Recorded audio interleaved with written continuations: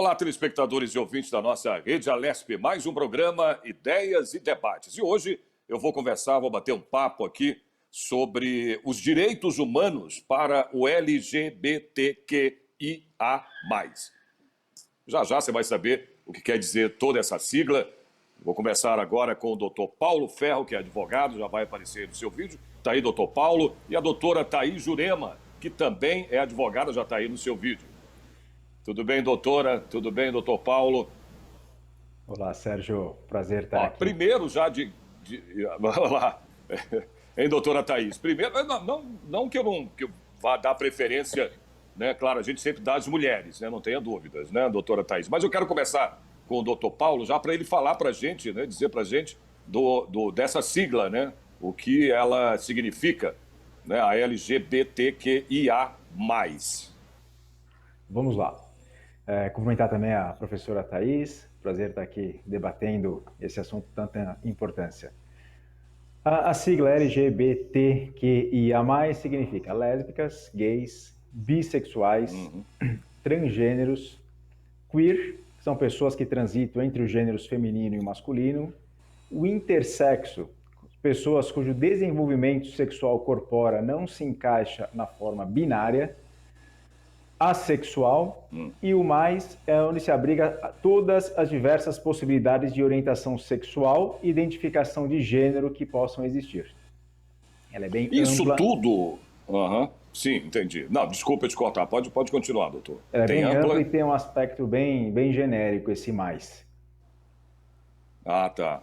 E isso se deu a essa formação toda, né, que se tornou essa sigla LGBTQIA+, mas devido ao quê? Mais para que se tenha uma noção maior, né, do que são essas... Porque a gente estava falando há pouco, até antes de começar, né, a gravação do programa, né, sobre transgêneros, tudo, que hoje tem são várias especificações em que você, às vezes, até, né, um pouco se confunde, né, dependendo do que, né, é apresentado, né, às pessoas, né, o que ela é, o que deixa de ser, e muitas vezes as pessoas até não gostam que você a trate ou chame, né, por isso, porque não é bem isso, porque é tanta, né, se tornou tantos nomes assim com siglas, que às vezes a gente até se confunde, né? Perfeito, tem tantas definições que cada pessoa se encaixa em determinada configuração. E se você denominar ela com uma outra letra, uma outra qualificação, ela pode se sentir realmente ofendida ou desprestigiada. Aliás, isso tem acontecido, né, doutora Thaís? Vou falar um pouco com a doutora Thaís também já, né? Essa questão de você ter aí cuidados, né, para não ofender, mas ninguém quer. Eu acredito que no fundo, claro, tem pessoas e pessoas, né? Eu acho que a doutora Thaís pode falar muito bem sobre isso, né? De que você tem realmente pessoas preconceituosas, tem gente que não tem jeito. A gente vive num mundo, né? Você não está falando só de Brasil, isso existe no mundo inteiro, né, doutora? Agora, você precisa tomar hoje muito cuidado, né, para não ofender as pessoas, como disse agora o doutor Paulo também, né, Thaís? É até interessante. Boa tarde, Sérgio, boa tarde a todos os nossos ouvintes. Essa questão é realmente uma questão delicada quando a gente fala de tratamento, quando a gente fala de comunicação, né? Nós estamos aqui no meio de comunicação e a questão da comunicação vem se tornando cada vez mais importante. A forma como você fala, a forma como você vai tocar o outro, a empatia que você tem com relação ao outro. Até, Sérgio, eu queria contar uma historinha. Quando você falou essa situação, me veio à mente. Eu recebi no meu escritório uma pessoa que, por uma questão de confidencialidade, eu não vou revelar o nome, mas que ela tinha um nome, né, de registro, mas tinha um nome social, e na hora de eu qualificar, eu perguntei como é que essa pessoa gostaria de ser qualificada, uma vez que quando a gente vai preencher uma procuração, por exemplo, está escrito lá brasileiro, né, a nacionalidade, então brasileiro, solteiro, a profissão, enfim. E quando você vai escrever, ou é masculino ou é feminino.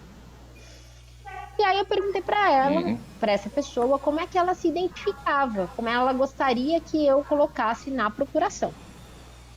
E ela me veio com uma situação que ela falou para mim, eu me sinto um ser híbrido. Então, olha só, nenhuma das definições trazidas pelo Paulo, que é o conceito efetivamente do LGBTQIA+, se sentia um ser híbrido. Eu falei assim, então você me explica, né? É uma pessoa com uma mente aberta, assim. Eu falei assim, então você me explica que eu quero aprender o que é um ser híbrido, né? E é uma situação, eu estou colocando essa situação porque é muito de como a pessoa se enxerga, de como a pessoa se vê. Eu acho que aí está o ponto mais importante. Mais do que L, mais do que G, mais do que T, mais do que A, mais do que seja, é como a pessoa se sente, como ela se enxerga. Então, eu acredito que quando a gente fala de proteção, quando a gente fala de identificação, quando a gente fala de respeito, a gente está falando exatamente de respeitar o outro como ele se vê, né? É claro que isso traz, em especial para nós que somos mais velhinhos, eu sei que o Sérgio, né, acha que não, tal, mas, né, eu até brinquei com ele, a gente que já tomou vacina, já... E aí, é verdade, imagina. É uma situação interessante, porque você passa, eu acho que a gente tem que, esse mais, algo a mais, efetivamente. Mais do que rótulos, e sim enxergar a outra pessoa como ela se vê, como ela se sente, né? Não é algo simples, porque você às vezes vê algo e a pessoa sente outro, né? Mas é algo que a gente tem que cada vez mais ir alcançando isso, uma questão de empatia, de se colocar no lugar do outro, para a gente viver num lugar melhor, né? Que respeita o outro. Mas você acabou de falar a última palavra agora, viu, doutora Thaís? Que é o respeito, né? É você respeitar, né, doutor Paulo, a condição, né, ou a situação, ou a condição de cada um. Né? Ninguém escolheu ser isso ou aquilo. Não é assim. Né? Olha, você é isso. Não, isso não existe. Isso não é uma profissão, isso não é um trabalho, isso não é. Né? Então você tem que respeitar, cara, é o respeito. Né? Tanto para situações assim, né, como a questão também que a gente... Né, não é sobre esse assunto que a gente está conversando hoje, que é o racismo, né, mas é um absurdo, né, ainda, né, doutor Paulo e doutora Thaís, ainda ter isso, né, existir essa... E existe, e como tem, né, você vê os Estados Unidos, né, um dos países mais racistas, né, você vê aí o que aconteceu com Floyd, com aquele negro, né, na rua que foi pisoteado, como tem acontecido, né, depois da situação dele, da morte dele, né, tem acontecido, continua acontecendo. Então, a gente tem que realmente ter respeito, né, por isso, pelas pessoas, né, a escolha ou não delas. Isso não quer dizer, isso não interessa, né? Quais são os direitos, doutor Paulo, básicos da comunidade? Quais são esses direitos direitos básicos específicos para a comunidade LGBT? Não existe porque todos, pela Constituição, são tratados de forma igual. Sim, igual, né? Isso, apesar do Poder Legislativo Federal não ter estipulado algumas regras ou alguns direitos a mais, o próprio Supremo Tribunal Federal, em julgamento recente, já entendeu que a homofobia pode ser enquadrada ou caracterizada como crime de racismo. Isso, além de elevar a pena, cria um crime inafiançável e imprescritível. Então, o próprio Poder Judiciário cria mecanismos para punir de uma forma mais severa, mais assertiva, quem comete crime de homofobia. Então é considerado como racismo o crime de homofobia? É equiparado ao crime de racismo. E sujeita às penalidades, às mesmas penalidades? As mesmas penalidades do crime de racismo e as consequências de ser imprescritível e inafiançável. A pessoa que comete o crime, em sendo presa em flagrante, ela permanece presa sem direito à fiança. Como é que, né, doutora Thaís, se uma pessoa olha para uma outra na rua, do nada, não é? E comete uma atrocidade dessa, de agressão física, de partir, só por por que te incomoda, né? Tanto, meu Deus, eu paro às vezes para pensar, falei, o que o ser humano com o outro, né? Um olha para o outro e olha só porque o cara a pessoa, né? É homossexual e parte para agressão. O que leva a isso, doutora Thaís? A senhora tem uma explicação para isso, ou pelo menos... Na verdade, né, Sérgio, se a gente às vezes a gente fica tão espantado, né, com alguns crimes, com algumas ocorrências, com às vezes até falta de ética, que você pergunta assim, para que isso, né? Qual é a motivação e realmente às vezes a gente não encontra. Na verdade, todo crime a gente fica buscando uma motivação que talvez essa busca pela motivação pode ser insana e a gente nunca chegar a um fim específico, né? Então, os psicólogos tentam responder, mas é algo que realmente não é nada objetivo, né? Eu, particularmente, acho que existem algumas coisas que realmente a sociedade vem evoluindo, né? Eu brinco e falo que os meus filhos entendem de algumas coisas muito melhor do que eu. Enxergam algumas situações de uma forma muito mais simples do que eu. Porque a gente sabe, Sérgio, que eu lembro quando era criança, quando era adolescente, enfim, o bullying era uma coisa normal. E se passava por essa situação, e às vezes, né, em virtude de ser é o bichinha da sala, né? Porque ele é cheio de trejeitos, enfim, e e aquilo era tido como algo normal.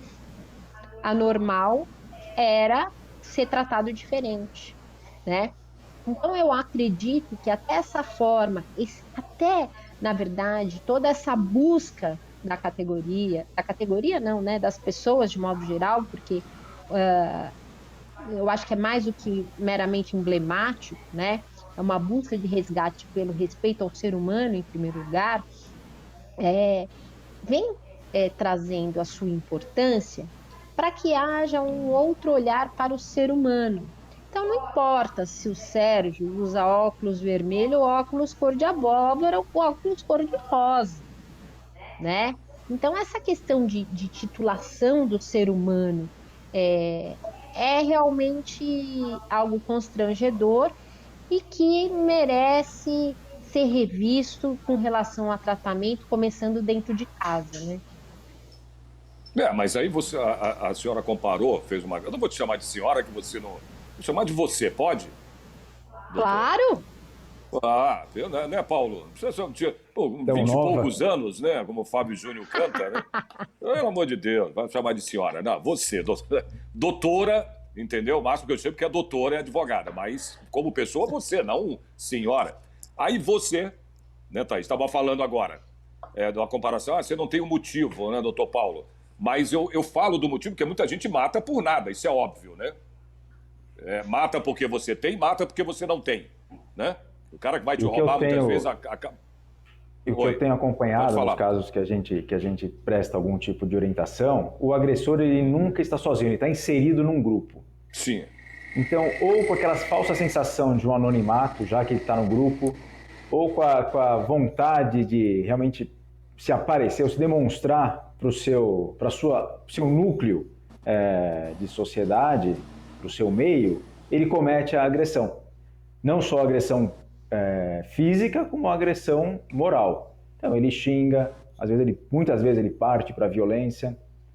E um caso que eu me recordo, que chamou muito a minha atenção, foi um pai e um filho que estavam na Avenida Paulista de mão dadas. Eu moro aqui, em frente à Avenida Paulista. Eu lembro desse caso. Pai e filho. Eles estavam de mão dadas andando, nada mais natural. Meu Deus do céu. E um grupo achou que era um casal homossexual, um casal homossexual, e agrediram lembro muito bem o pai disso. Quanto o filho. Mas isso onde eu queria chegar, doutor Paulo, viu, Thaís? Você falou, a agressão, ela se torna, né? Isso não só nisso, como em qualquer outra situação. Concordo. né? As pessoas... Agora, o problema é o motivo, porque eu já vi em depoimento em delegacias do cara dizer que agrediu porque ele era homossexual. Só por isso acabou. Isso é onde eu quero chegar, viu, doutor Paulo? O que leva o ser humano a agredir outro por isso? Pela escolha dele, né?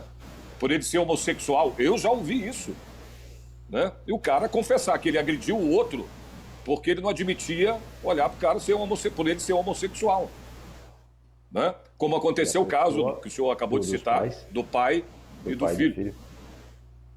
Não, e a pessoa homossexual, porque acharam que era um casal homossexual, né? Desculpa, Sérgio.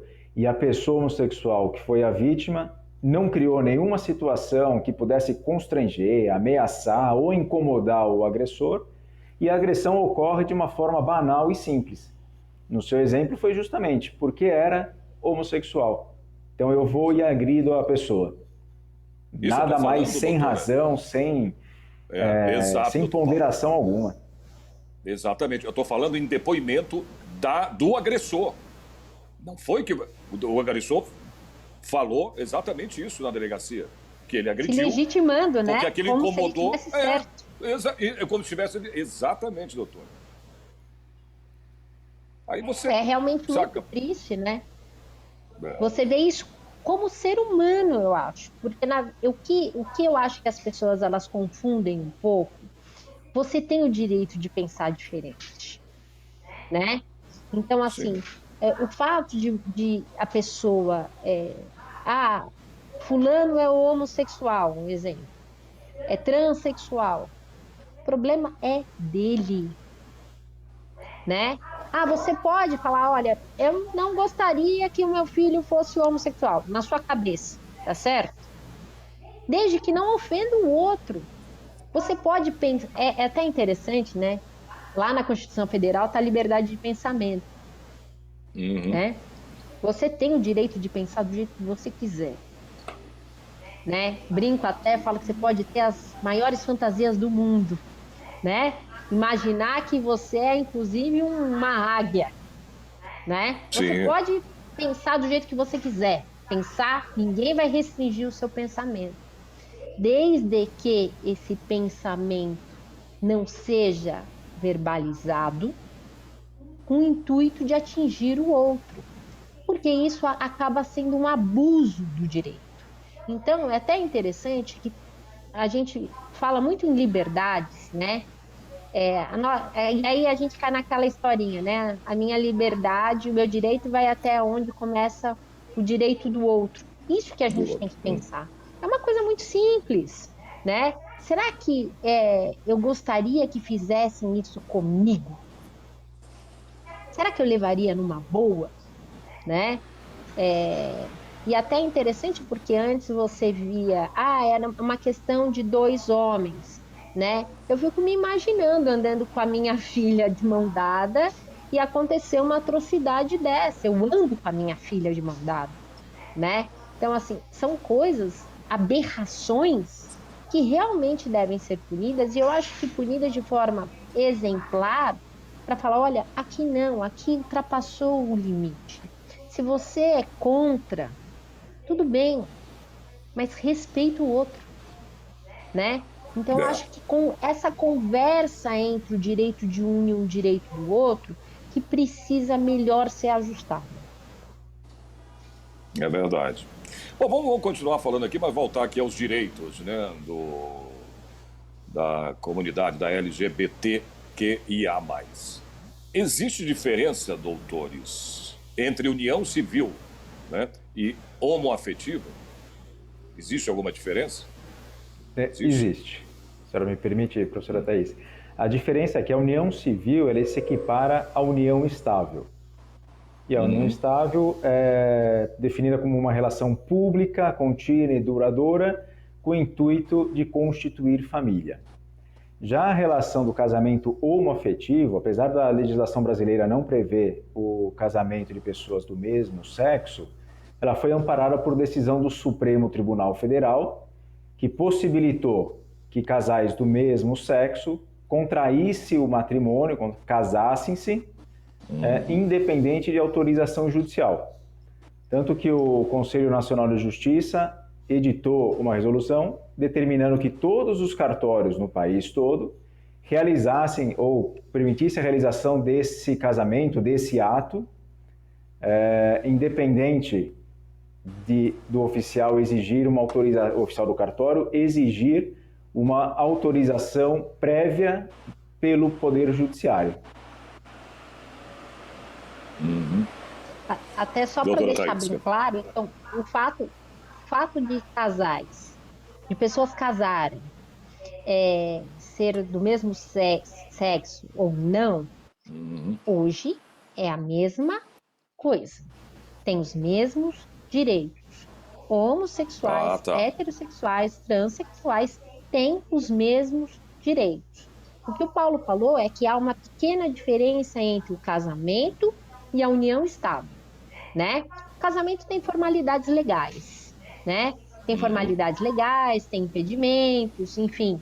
Então, por exemplo, um pai não pode casar com um filho, né?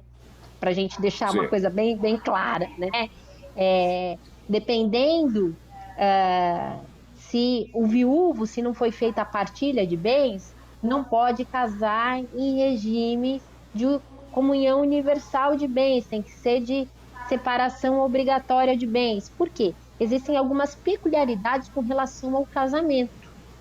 Peculiaridades essas que muitas são trazidas para a união estável. Havia-se até uma discussão com relação até à partilha de bens em virtude do falecimento, né, na questão do inventário e tal, que isso também acabou já virando algo equiparado, já não tem também essa diferença. O que eu acho até interessante quando a gente fala dessa questão de união afetiva, homoafetiva, né? O que eu acho um pouquinho mais complicada é quando a gente está falando dessa finalidade de se ter família, né? E o que é família. E quando a gente também está falando da família poliafetiva, né? Então, da família poliafetiva, que a gente teve aí um exemplo clássico do MC Catra, que eu vou ser bem sincera, não sei como é que foi feita a partilha de bens, se é que teve 32 filhos, né? 30 e tantos filhos. Mulheres. E mais, ele vivia 4 mulheres, sei lá, 7, não sei, 6. E ao mesmo tempo. E a gente tem o caso, né? O caso dos muçulmanos também, né? Que é uma questão cultural, né? Então, isso eu acho que ainda falta o legislador se debruçar para uma realidade, embora os tribunais não venham admitindo, mas apesar de eu achar realmente complexo, né? Porque ele realmente deve ser um vitorioso. Não, e outra, né, doutor? Não, e ele vivia com essas mulheres, que uma coisa é você ser casado com 4, 5, e uma lá não sei aonde, outra não sei aonde, você, né? É diferente. Todo mundo em casa. Pois é, o cara vivia... Olha, eu vou te... Não estou falando mal nem nada, discriminando nem nada. Eu adoro, entendeu? Mulher, eu acho lindo. A mulher é um ser maravilhoso, entendeu? A partir do momento que ela já... Mas imagina os 5 com TPM, Sérgio. Né? Ter mãe... Não, mas... Nossa, imagina um homem com TPM ia ser brincadeira, né? O homem não aguenta nada. A gente não aguenta, né, doutor Paulo? O homem não aguenta uma dorzinha, que é isso? Mas a partir do momento que a mulher concebe um filho, né, doutor? Isso é demais, cara, é maravilhoso. Por isso que eu admiro as mulheres. Vou morrer gostando de mulher, porque não tem jeito, né? A mulher é um ser, já parte da minha mãe, da minha própria mãe. Foi uma guerreira, criou 4 filhos sozinha, entendeu? Dificilmente um homem vai fazer isso. Não tô dizendo que não faça hoje em dia. Eu estou falando de 50 anos atrás. Eu estou com 61 anos, doutora. Não é? É brincadeira você pensar nisso há 50 anos atrás. Hoje até você encontra, né, doutora? Um homem que cria os filhos, cuida, mas dificilmente naquele tempo. E minha mãe criou 4 sozinha. É uma guerreira. Mulher é guerreira, meu amigo. Você tem que admirar, entendeu? E dar de tudo, do bom e do melhor para elas, porque elas merecem. São maravilhosas, né? Então eu vejo dessa maneira, cara. Eu falo, cara, como é que pode, né? Haver essa violência toda? Não é o nosso assunto. A violência contra a mulher. Como é que um homem pode, né, atacar uma mulher, bater numa mulher? Tem que ser com rosas mesmo, dar rosas, flores para ela, que é o que as mulheres merecem. São guerreiras, meu amigo. E por isso que eu admiro muito, não é, doutora? Não, eu não estou...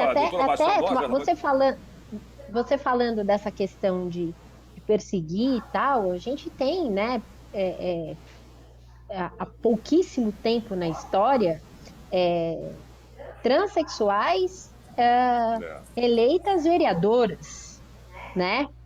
E em alguns casos deputadas, nós temos aqui na Assembleia Legislativa a deputada Malunguinho. Pois é, deputada. Érica Malunguinho, né? Deputada Érica Malunguinho, também aqui no parlamento. Ser perseguidas, de serem discriminadas pelos seus próprios colegas, né? Como se um ser humano de outra estirpe fosse. Isso eu acho realmente muito triste. Pra gente ver que não tem nada a ver com classe social nem condição financeira, né? Exatamente. Doutor Paulo, os transgêneros, eles podem mudar de nome? Podem. Apesar de não ter nenhuma lei que autorize, o Supremo Tribunal Federal não tem lei que autorize, mas o Supremo Tribunal Federal já tem um entendimento pacífico. Não tem lei que autorize. Mas não tem autorize. Posso dizer que não tem lei que proíba. Também não tem lei que proíba de outra parte. Tá. Não tem lei que proíba. Por isso que o Supremo Tribunal Federal, em razão dessa omissão legislativa, determinou que pode haver essa modificação do nome, do prenome e do gênero e do sexo no registro civil. Não estando condicionada essa mudança, a exigência da realização de cirurgia de transformação do sexo ou de decisão judicial. O CNJ também já editou o provimento 73 do CNJ, que permite que a troca seja feita diretamente no cartório de registros civis, sem a necessidade de determinação ou autorização judicial. O raciocínio feito para essa medida ser procedente no Supremo Tribunal Federal foi respeito à dignidade da pessoa humana, à autodeterminação e à autoafirmação da pessoa transgênero que irá fazer a mudança do nome, do sobrenome e do sexo na certidão de nascimento. Mas aí não...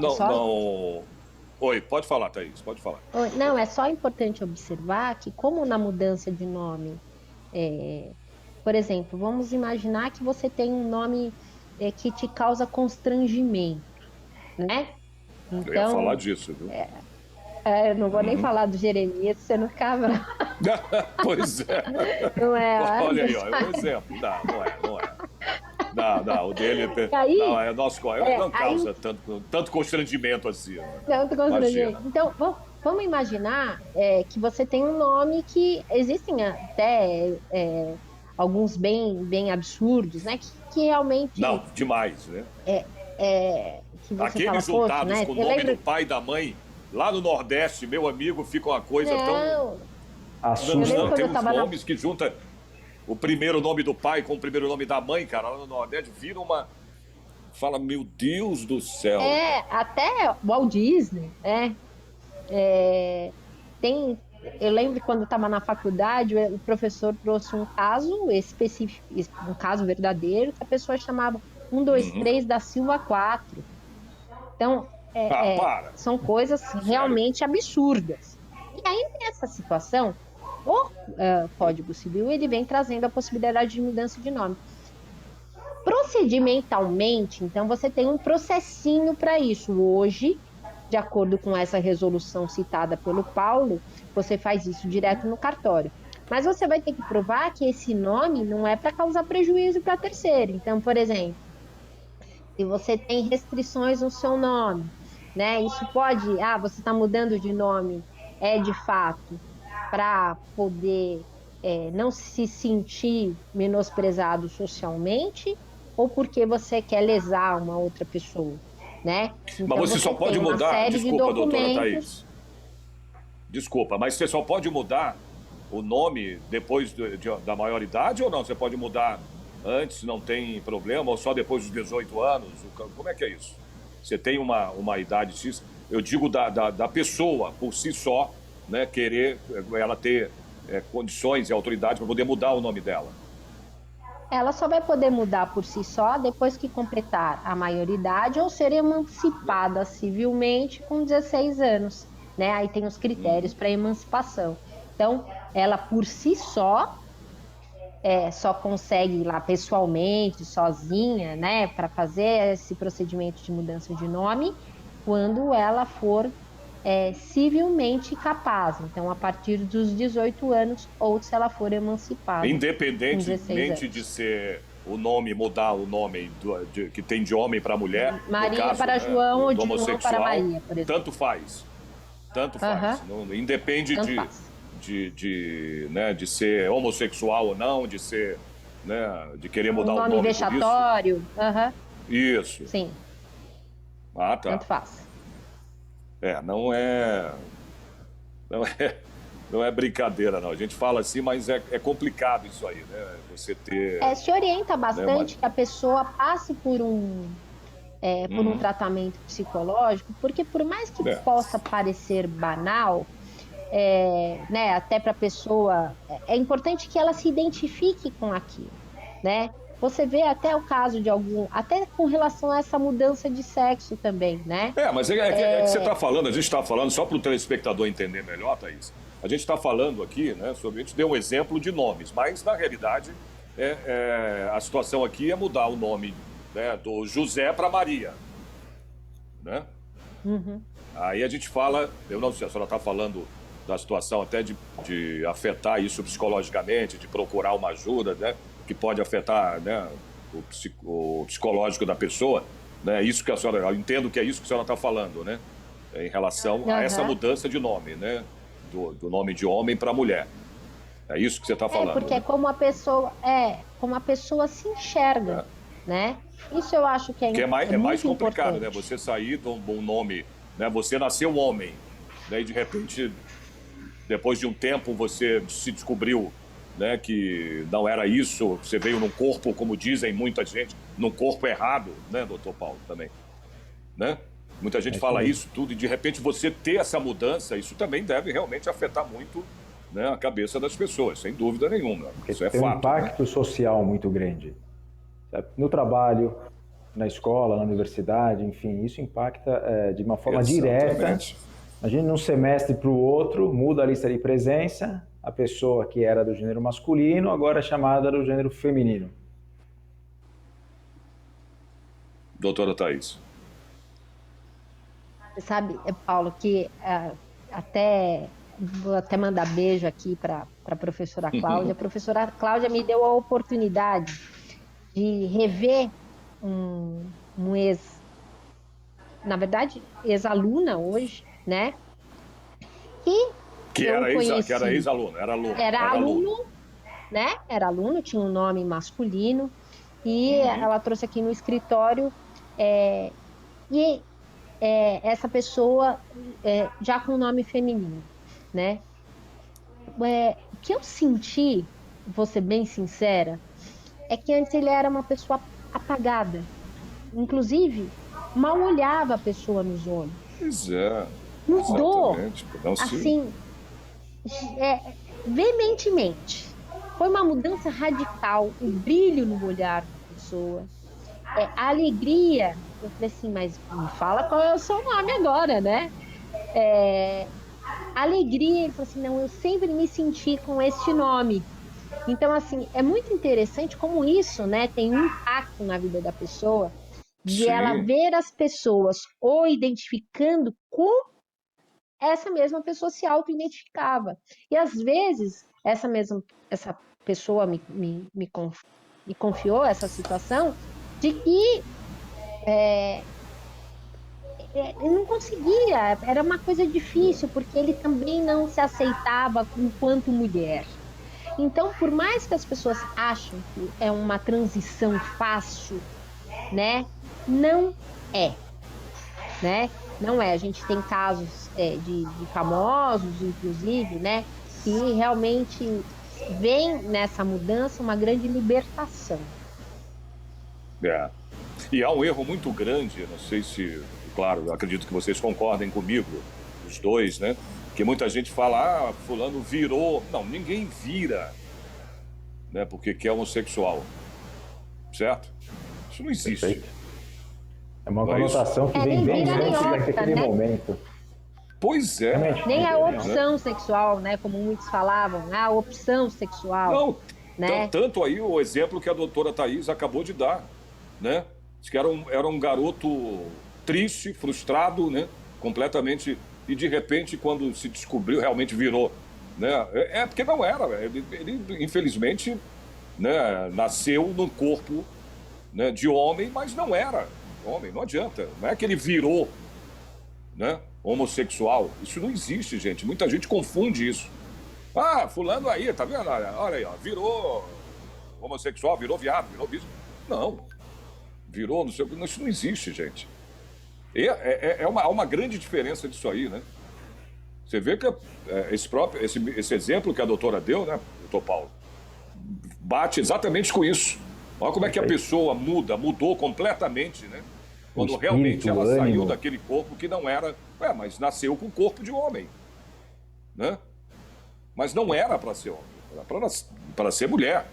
Quando ela se descobre e tem essa coragem de se assumir, realmente muda tudo na personalidade, na vida em si. Provavelmente agora, tendo assumido a sua sexualidade, ele é mais feliz, mais autêntico e tem uma vida mais leve. Logicamente, sem pensar no preconceito, está enraizado na sociedade, mas ele, acho que no sentimento, na sua essência, ele consegue viver uma vida mais tranquila, mais leve e mais fácil, menos pesada.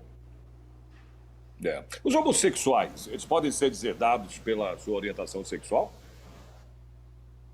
Doutora Thaís, quer falar? Não. É até interessante porque há alguns anos atrás via-se como uma possibilidade. Olha que loucura, né? Porque era tido como ingrato.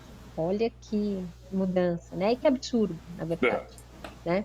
Hoje em dia isso não justifica, né? Então, para ser deserdado, tem que ter cometido algo grave contra a família ou contra a pessoa que está deixando herança, né? Não é algo tão simples assim. E o fato da pessoa ter uma orientação sexual não é motivo para deserdação. Eu falo, não é nenhuma causa jurídica ou moral para que ocorra a deserção desse herdeiro. O que é essa deserção? É você privar o herdeiro do patrimônio do falecido, do pai ou da mãe, que ele teria direito. Então, na legislação brasileira, como a doutora Thaís mencionou, não prevê nenhuma das hipóteses a orientação sexual como causa de ser deserdado, e moralmente também não se coaduna ou não se configura como justa ou lícita nem só a materialização desse ato, como até o próprio pensamento de algo nesse sentido. Olha, eu vou até fazer uma pergunta aqui, mas a gente tem exemplos e exemplos aí, né? Um casal do mesmo sexo, eles podem adotar filhos? Podem. Podem. Essa adoção no Brasil tem até o nome, é adoção homoparental.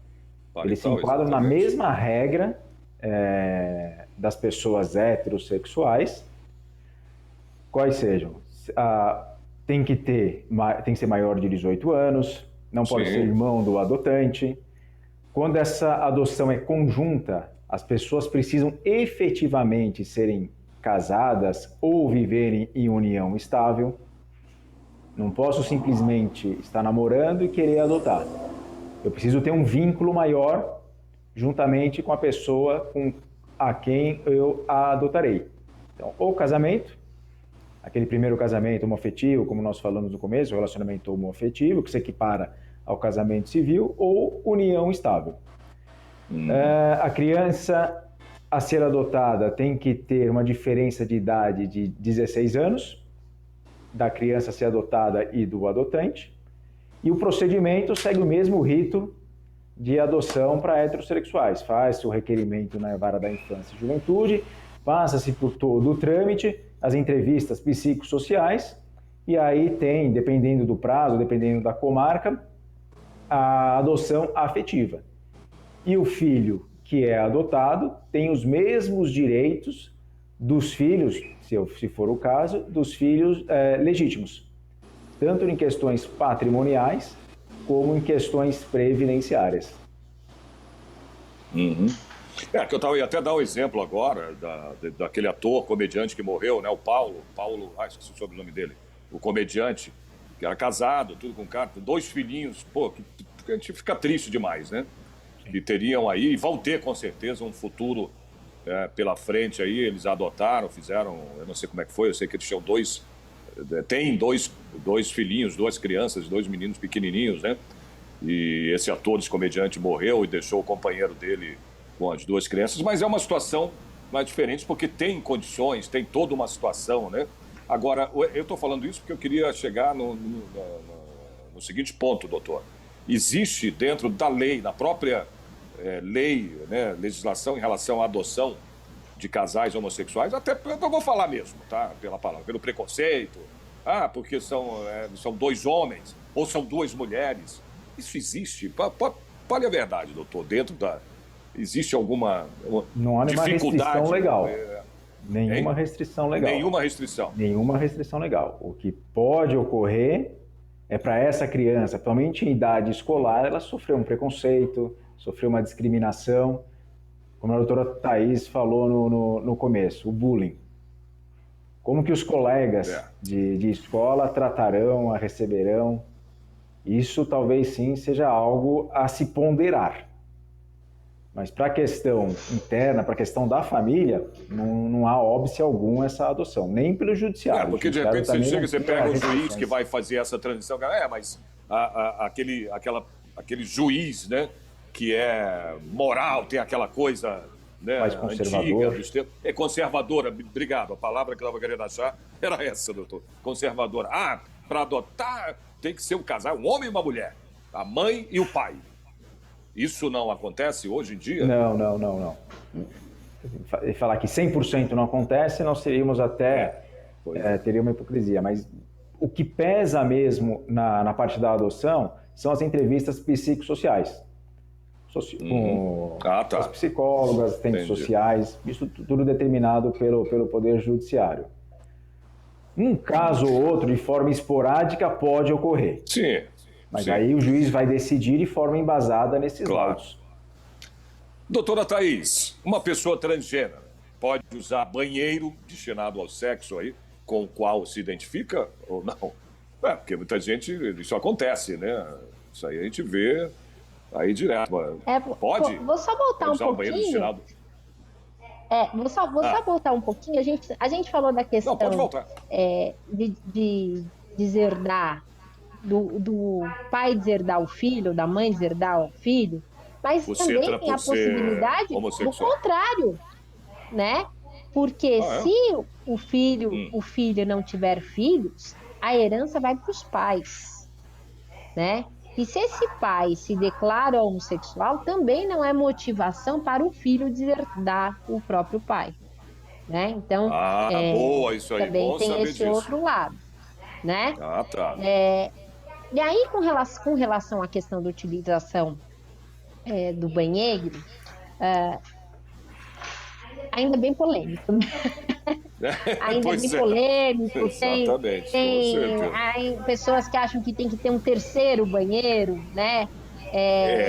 Tem outros que acham que banheiro não tem que ter plaquinha de sexo, né? De ser feminino, ser masculino, que tem que ser utilizado por qualquer um. Ainda é muito polêmico e também não há legislação específica sobre o assunto. Exatamente. Né? O Braga está me lembrando aqui, é Paulo Gustavo o nome daquele ator. O ator. Paulo Gustavo, há pouco. Realmente. Isso, morreu de Covid, né? Sim, uma tragédia, né, meu amigo? Uma tragédia bem grande mesmo. Poderia ser evitada. Não por ser ele, o ator. Tô falando, poderia ser qualquer um. Mas uma tragédia. O cara novo, né? Super novo, cheio de vida. e morreu pela Covid. Exatamente. Pode continuar, doutora Thaís. Tentaram fazer o máximo, né, para que ele permanecesse vivo e infelizmente não foi possível. Não, né? O que me dói mais é por ser tão jovem, né, cara, novo, né, e, sabe, perder a vida assim por causa dessa, eu não gosto nem de falar dessa Covid, esse maldito vírus aí, pelo amor de Deus, que não acaba. Que ele vá logo embora, né? Que ele vá logo embora. Se é que um dia vai, né? É que um dia vai. A única certeza que a gente tem do vírus é que ele vai acabar. Não se sabe quando, mas um dia acaba. Pode continuar, doutora Thaís. Ainda com relação aos banheiros, a mesma coisa se dá não só com relação aos banheiros, como também com relação aos jogos, né? Então, isso vem sendo também objeto de muita discussão em virtude do banheiro.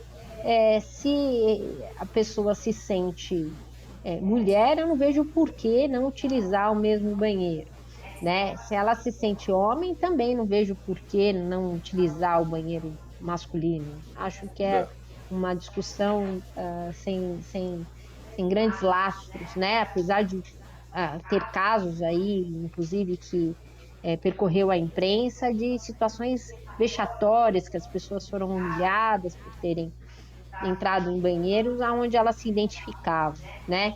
Quando há, inclusive, é até interessante porque quando há uma mudança de aparência, né? Acho que fica um pouco mais fácil. Então, por exemplo, o homem é um transexual feminino, né? Então passa a ser, se veste como mulher, age como mulher, é uma mulher, na verdade, se vê como mulher em especial. Sim. A mulher se vê como homem e se veste como homem. Eu acho que essa situação talvez para as pessoas fique um pouco mais claro. O duro é quando isso não ocorre. Realmente é uma questão polêmica, complicada, porque de repente, vamos imaginar, o Paulo com uma figura masculina se enxerga como mulher e quer frequentar o banheiro feminino, né?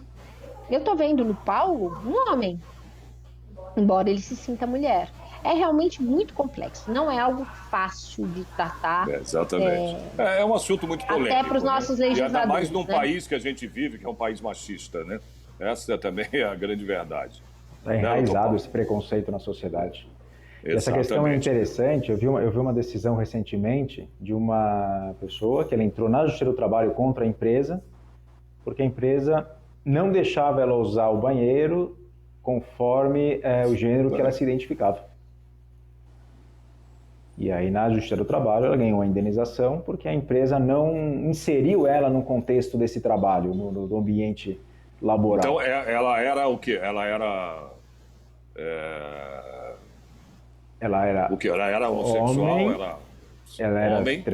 Transgênero, ela era homem, mas estava em vias de fazer a cirurgia de transformação. A cirurgia já tomava hormônios, enfim, já estava. Mas já estava com o peito, com toda aquela.